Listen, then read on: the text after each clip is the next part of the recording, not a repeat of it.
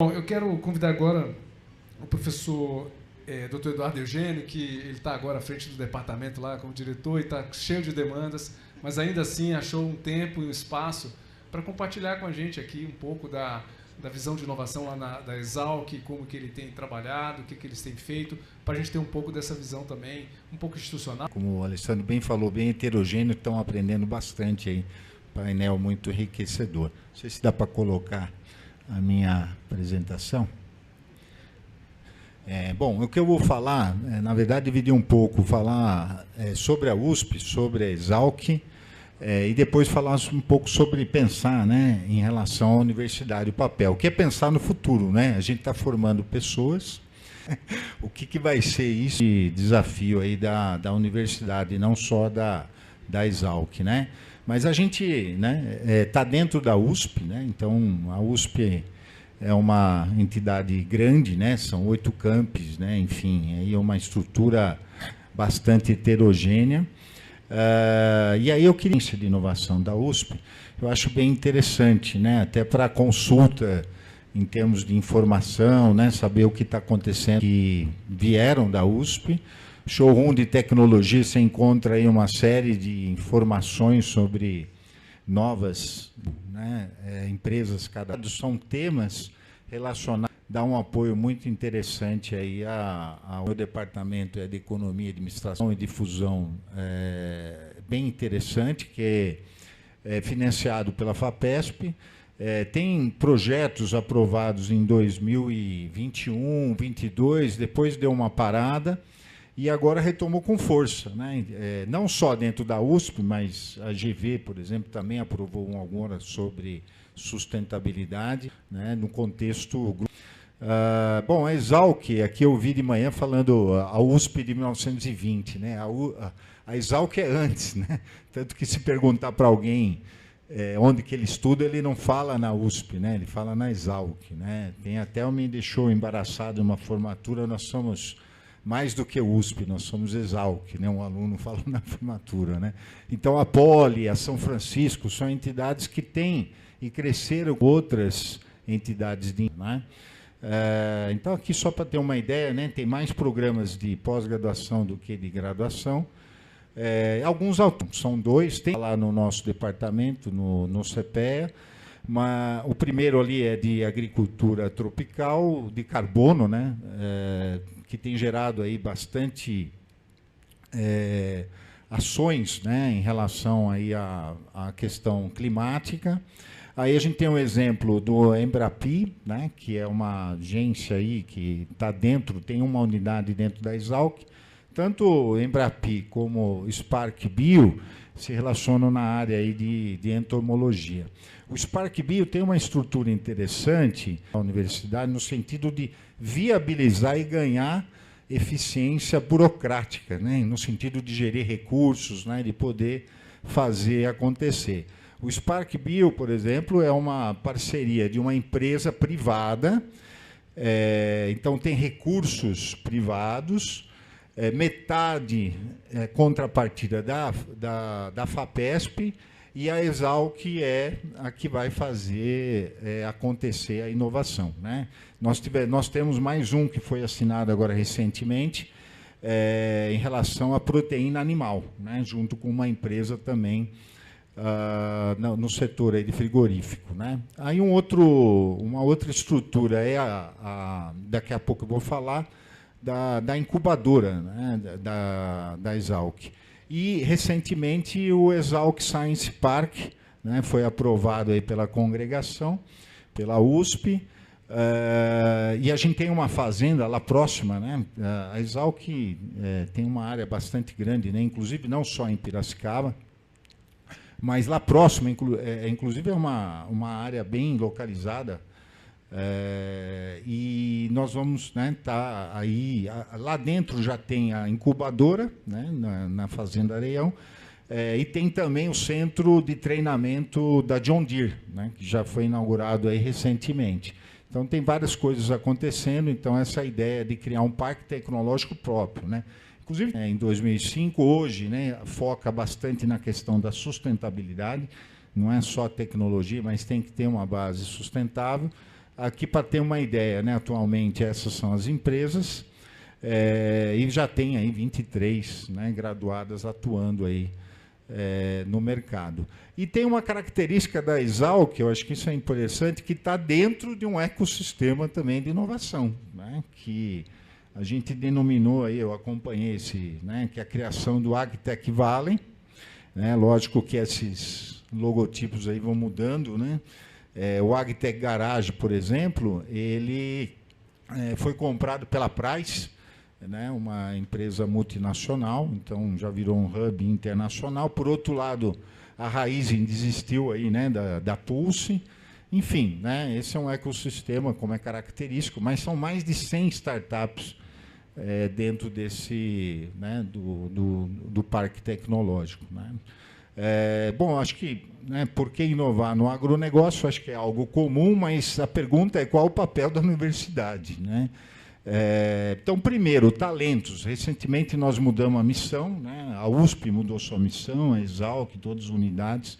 E o ponto central, se perguntar, né, qual é a razão da Exalc, é formar talentos, né? Então, continua sendo aí a atividade principal.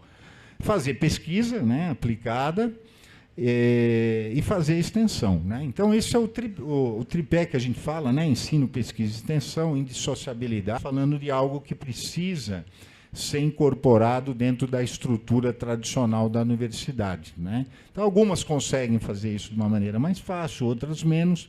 A característica, por ser a agricultura algo importante, né, em termos de inovação, eu acho que esse é o grande, né, ponto aqui, porque o resto a gente consegue importar de outros países, mas a tecnologia, a variedade, né, a produção, a adaptação, as melhorias, elas têm que ser feitas no país, né? Então, acho que isso que gerou o grande, né, movimento aí da inovação.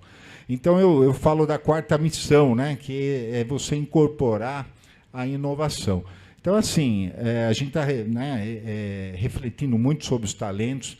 Pesquisa aplicada a gente já tem bastante. Extensão, eu vou falar o exemplo da Casa do Produtor Rural, né? A Casa do Produtor Rural tem, né, já há décadas dentro da Exalc, e aqui foi bem colocado, né? A gente tem aquela grande inovação, né? Então, dando exemplos de grandes... Mas tem a pequena inovação, né? Então, assim, fazer aqueles folhetos, fazer aquele, né, aquela... Estar corpo a corpo ali com o produtor rural é bastante importante. Agora, sim, só queria colocar isso de maneira geral, a gente é desigual, né? Então, a gente gasta muito pouco, né? A gente tem pouco investimento na universidade comparado com outros países, né? A gente investe pouco, né, no nosso, diria que 5 vezes menos em relação a outros países aí.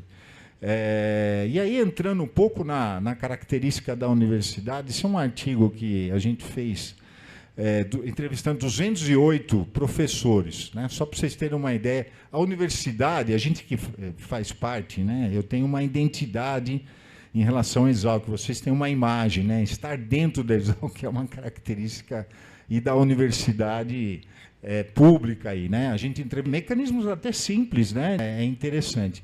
Mas autonomia, essa é uma característica das universidades paulistas, né? Então isso é muito importante. O pesquisador, o professor, ele quer ser independente, né? Isso é uma característica. Então incentiva, isso motiva ele. Se ele perder isso, você está, né, quebrando, né? Eu queria trazer aqui para vocês.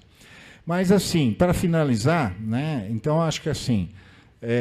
Você tem que criar mecanismos, não vem de fora. Então, você tem que ter AUSPIN, você tem que ter esse FAPESP, você tem que ter estruturas, senão você não vai conseguir criar. A gente tem um autor, né? Não é o professor que dá aula, você coloca para o aluno. Então, metodologias ativas, é assim que a gente está fazendo. Uma disciplina ali que foi da Pró-Reitoria de Graduação, à distância, sobre empreendedorismo, 3.000 alunos. Então, assim, o aluno está interessado em inovação, está interessado nesse assunto. Parcerias, eu vou falar do meu projeto aqui com o governo, tem um projeto com indicação de parcerias. E marketing. Em geral, os órgãos públicos não têm marketing, eles têm assessoria de imprensa. Então, marketing é diferente, né? Então, marketing...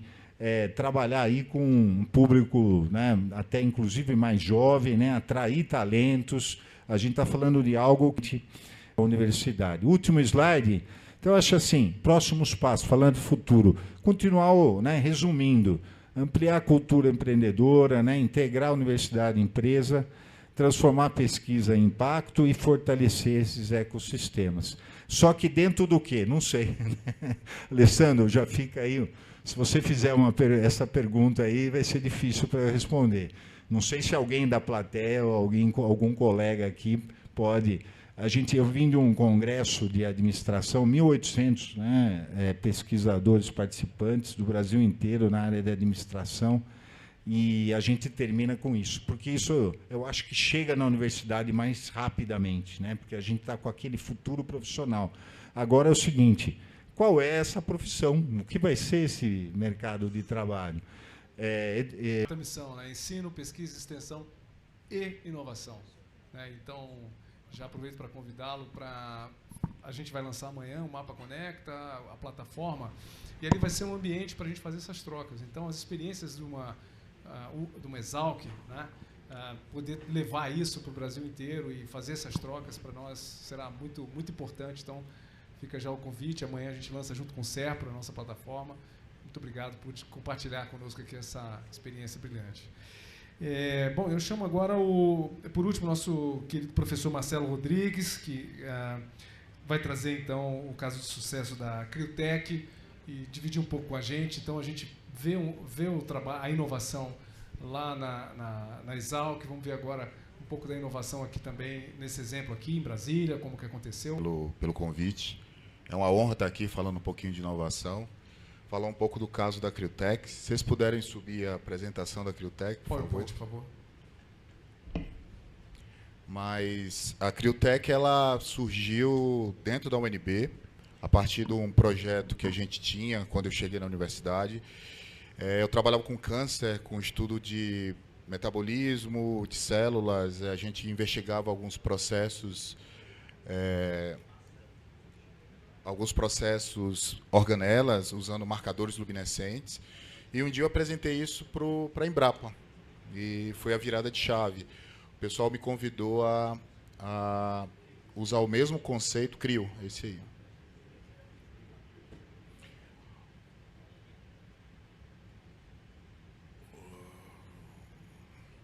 Utilizar esse mesmo conceito que a gente vinha trabalhando exatamente em plantas. E daí surgiu a possibilidade, e a gente caiu no dilema, professor. Ou a gente publica, ou a gente transforma isso em negócio. E aí, desafiar um baiano não é fácil, né? Então, houve o desafio e a gente aceitou, e a gente resolveu realmente pegar aquele conhecimento e transformar isso em empresa, numa indústria, em produto, que hoje a gente vem trabalhando. Então, é um pouquinho da história. O que diferencia a gente nessa história toda? A gente trata a planta como um atleta de alto desempenho. Isso faz total diferença. Talvez por eu ser químico e não estar envolvido tanto com agro na época, basicamente, hoje, uma planta de soja que tem toda uma genética bem desenvolvida, um tomate, um alface, ele é considerado como um sugador. Aprecia o poder que encontra no pão, que a gente encontra no café, que a gente encontra no mel, no churrasco, na cerveja. A gente está em contato com essas partículas de carbono desde o domínio do fogo, né? E a toxicidade dela está muito associada à matéria-prima. Se eu parto de uma matéria-prima tóxica, eu vou ter um carbono tóxico. Então, a gente parte de matérias-primas hoje que são matérias-primas alimentícias e, consequentemente, hoje a gente tem uma tecnologia extremamente segura, né? Então, o potencial uso dele na agricultura já estava sendo amplamente descrito. Foi exatamente esse problema, professor. Tínhamos resultados bem interessantes da Embrapa, e os meninos saíram as primeiras publicações. O meu grupo de pesquisa entrou em sinalizadores fisiológicos, vou explicar muito rapidamente, potencializadores de defensivos e carreadores de nutrientes. Então, os nossos carros-chefes são os sinalizadores de açúcares, ou seja, para mim é um dos mais valiosos, porque eu consigo manejar estresse térmico. Carbon-DOT 3 eu trabalho com metabolismo de nitrogênio, né? Então, Carbon-DOT 4 a gente está potencializando herbicidas, fungicidas e inseticidas. Então, aumentando a eficiência, reduzindo dose, burlando muitas vezes resistência. E o Carbondot 4, eu não vou mostrar o resultado dele, mas esse tipo de... A gente já lançou 5 produtos no mercado, estão sendo comercializados. Basicamente, nós antecipamos o Plano Nacional de Fertilizante em 15 anos. Então, hoje eu consigo entregar nutriente com alta eficiência e com mais sustentabilidade, reduzindo o custo, inclusive, para o produtor, né? Então, essa é a linha da Criotech hoje. Acho que talvez quando a gente conversou, a gente só tinha arbolina. E o mercado da soja pressionou a gente a usar o que a gente tinha. Então, Jardim, Bloom, tudo financiamento FINEP. Então, vai sair no nosso relatório. Os outros 5 produtos que nós lançamos via AgriLife também estão dentro do projeto que a gente tem contemplado com o FINEP. E tem mais algumas patentes que devem estar saindo agora mais para frente. Então, nós cobrimos mais de 1 milhão de hectares, fizemos uma série de trabalhos hoje de aumentos de produtividade em várias culturas. Por exemplo, café hoje, o produtor está rindo à toa, o cara investe muitas vezes 200, 300 reais, está colhendo com o resultado nosso 12 mil. Então, isso foi o trabalho de muitos anos de consolidação de resultados, que hoje... De tecnologia, nós estamos exportando tecnologia. Estados Unidos está bem avançado as conversas com grandes players lá. Índia, Uruguai, Paraguai, Peru, Alemanha. Então, a gente tem avançado. Hoje, o mundo tem olhado essa tecnologia que foi desenvolvida junto com a Embrapa e com a UNB como algo realmente revolucionário. Então, vou mostrar um pouco dos impactos econômicos, a importância da gente desenvolver uma tecnologia brasileira, como é que a gente traz o bem-estar social no país, né? Por exemplo, a gente está falando de café, 12%, 10% de produtividade em café, eu estou falando de 8 sacos, 6 sacos. Para cada dólar que o cara investiu, o produtor, nós estamos devolvendo uns $46 para o bolso dele. Eu cansei de receber mensagem de produtor, comprei um trator novo, paguei minhas contas, salvei minha fazenda. Eu acho que isso são coisas que ganham para caramba. Milho, principalmente nessa história hoje de biocombustíveis. O CrioMax, que a gente desenvolveu a partir de uma demanda vinda do mercado, do milho, a questão da inviabilidade do pólen, nós conseguimos resolver o problema, viabilizamos o produto por safrinha, para cada dólar que o cara investe, nós estamos devolvendo 34. E o CrioGrowth, dentro do universo da cana, hoje está avançando bastante no estado de São Paulo, para cada dólar investido, nós estamos trazendo 97 para o bolso do produtor. Então, isso aqui tem um impacto econômico significativo. Isso traz... é importante hoje dentro de um cenário de crise. Impactos ambientais. Eu estou centrado aqui somente na questão da água, mas nós temos benefícios, por exemplo, para o solo. Mas, por exemplo, o seu trabalho da Embrapa, nós conseguimos economizar 10% da água, mantendo 7% aumento de produtividade no tomate. A eficiência de produção em quilos ficou maior que o controle sem estresse. Um trabalho que a gente fez na UNB também com lâmina d'água. Isso gerou, por exemplo, feijão, nós produzimos 25% acima de produtividade, independente da lâmina d'água, e com 80% da lâmina d'água nós conseguimos um retorno de investimento para o produtor na faixa de $6 por dólar investido, né? Então, isso aqui chama bastante atenção, com 20% menos d'água. O que isso representa? Eu mostrei esses resultados para o governo dos Emirados Árabes Unidos, dentro de um desafio chamado Almiar, mas, por exemplo, um pivô de 100 hectares, 12% de um tomate, eu consigo abastecer 500 mil de pessoas por dia. Imagine isso dentro do Nordeste, regiões onde tem déficit hídrico, e 20% do feijão, eu consigo quase 1 milhão de pessoas por dia, né? Então, isso aqui a gente tem debatido com o governo dos Emirados Árabes Unidos sobre a possibilidade dessa tecnologia nossa entrar como uma política deles governamental, né? E olhando a questão de digital, né, eu estava vendo umas contas dentro do G20 e eu fiz umas brincadeiras, né? Se a gente pegar 30% dos nossos pivôs, dá mais ou menos 600 mil hectares, eu consigo sustentar aí 10 estruturas do Google em economia de água. Isso aqui é uma oportunidade interessantíssima para financiar a agricultura familiar com crédito de água, né? Então, isso é fácil de medir, é fácil de trabalhar, mas isso são tecnologias nossas. Iniciativas SG, nossa, nós temos um projeto com a FINEP, que é a nanotecnologia nas florestas de chocolate. A gente está fazendo agora, iniciando o trabalho, mas é um trabalho que a gente tem feito aqui nas escolas públicas, produção de alimento saudável.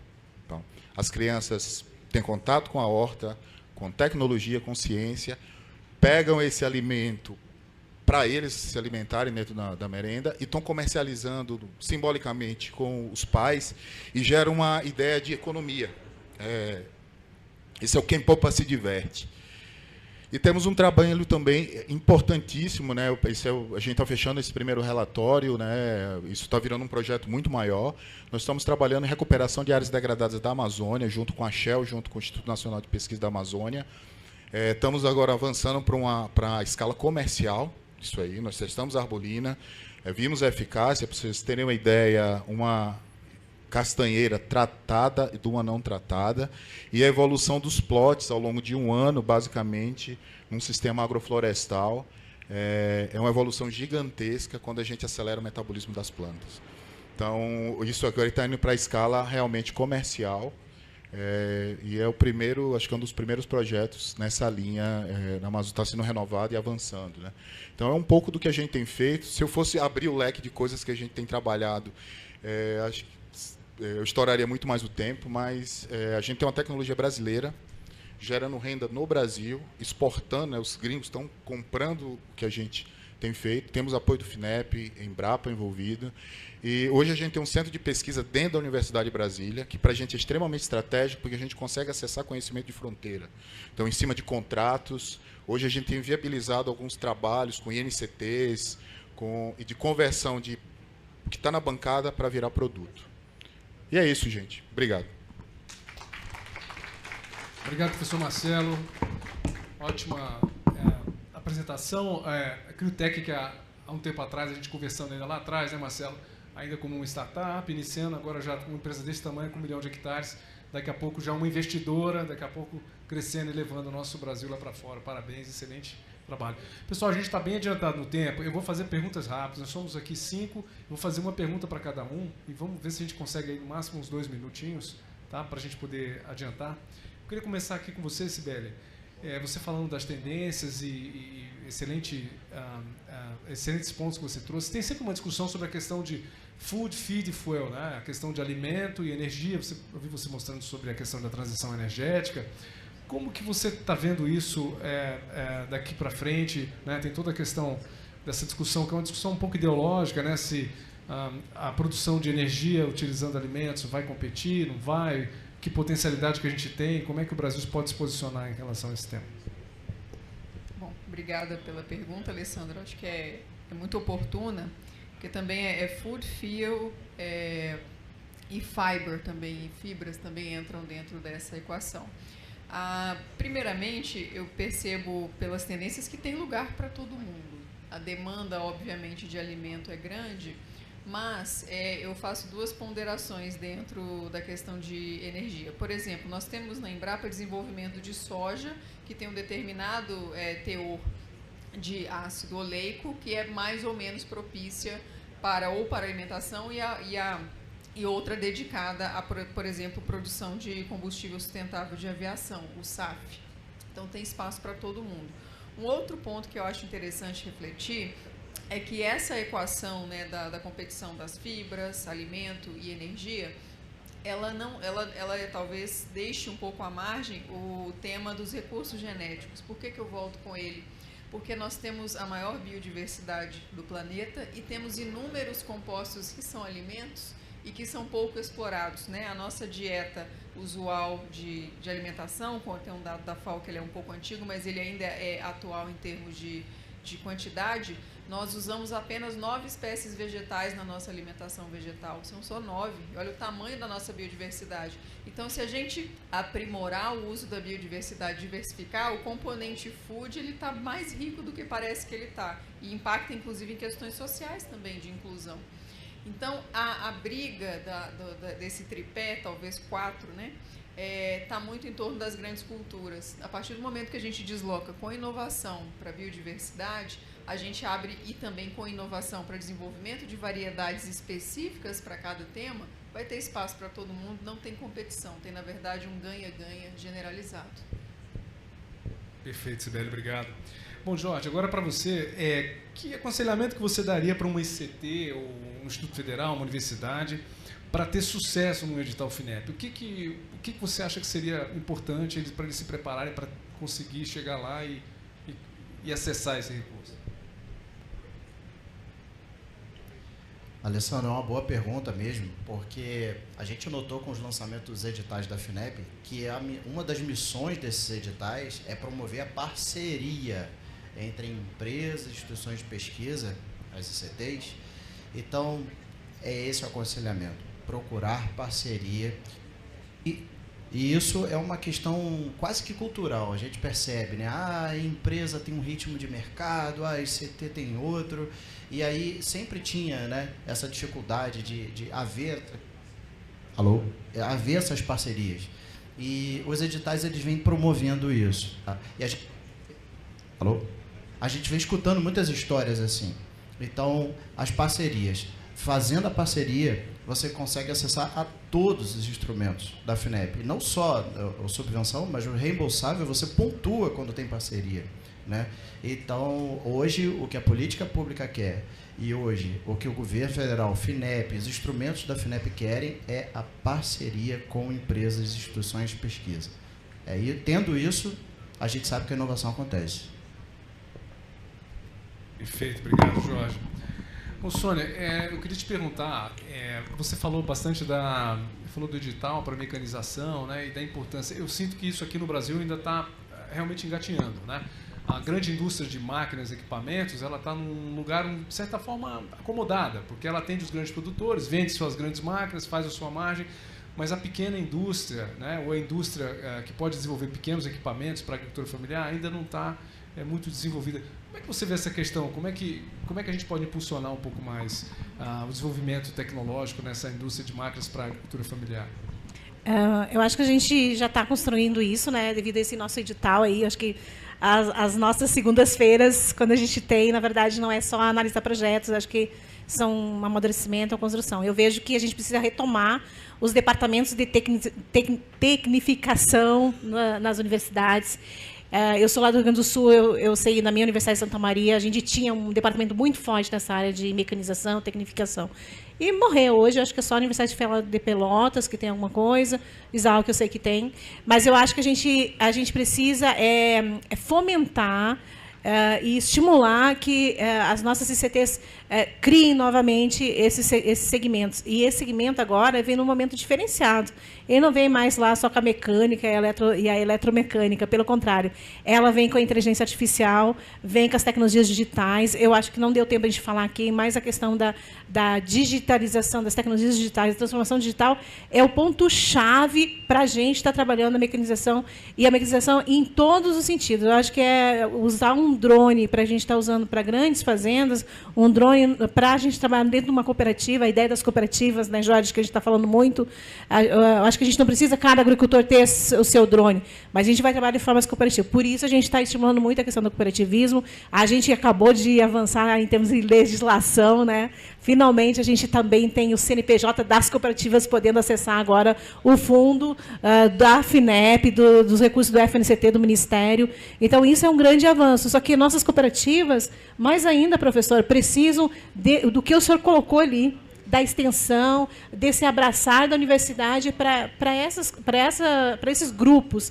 E são grupos que estão fazendo a diferença, e eu acho assim, o nosso país é um grande país. A gente só está precisando otimizar, nos abraçar mesmo e fazer com que isso transforme e a gente tenha, sim, uma capacidade articulada, porque acho que as capacidades estão individualizadas ainda, né? Acho que a Embrapa está fazendo um trabalho agora mapeando quais seriam as demandas, mas a gente precisa articular, fomentar e conectar. Na verdade, são conexões que a gente está tentando viabilizar e via os editais, mas acho que está precisando ainda um movimento muito maior. Muito obrigada. Perfeito. Essa notícia de que as cooperativas vão poder acessar, a gente lutou com isso há muito tempo, né? E agora, então, assim, ótima notícia. As cooperativas poderiam acessar o recurso lá para a inovação, então é uma grande vitória, né? E sem dúvida isso vai ser um marco, né? Isso, acho que vai ser um marco muito importante, né, de inovação no modelo de cooperativas. Professor Eduardo, o senhor comentou um pouco sobre a questão da cultura de inovação. Eu queria que o senhor falasse para a gente como é que está esse desafio em relação à resistência. Claro que a Exalc já está mais adiante, mas ainda deve ter alguma resistência. Como é que vocês estão vencendo esse desafio da resistência para a cultura da inovação, como foi falado mais cedo pelo Daniel Vargas aqui, o professor da FGV? Sim, Eu acho que são a questão dos incentivos, né?